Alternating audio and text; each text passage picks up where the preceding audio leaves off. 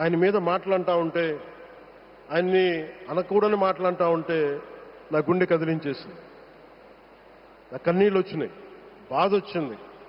దేశం కోసం కష్టపడే వారికి ఇవా చివరికి మనం ఇచ్చేదేం.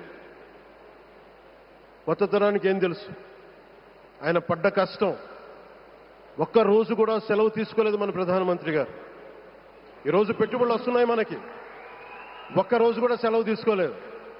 శత్రు దేశాలు, మన అభివృద్ధికి ఈర్ష్యపడే పశ్చిమ దేశాలు, వీటన్నిటినీ తట్టుకొని ఒకవైపు విదేశాల్లో ఉండే శత్రువులతో పోరాడాలి, దేశాన్ని అభివృద్ధి పదంలో తీసుకెళ్దామంటే అంతర్గత శత్రువులతో పోరాడాలి.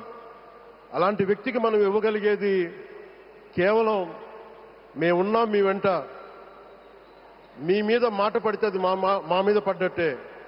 ఆయన జంతర్ మంత్రులు అన్ని మాటలంటా ఉంటే నేను ఈ రోజున ప్రధానమంత్రి గారికి ఒకటే ఇస్తున్నాను, మిమ్మల్ని కొట్టే నాయకుడు లేడు ఈ భారతదేశంలో, రాబోడు. కానీ మీరు పడ్డ శ్రమ, మీరు పడ్డ కష్టం ఎవరు తీసుకోలేరు.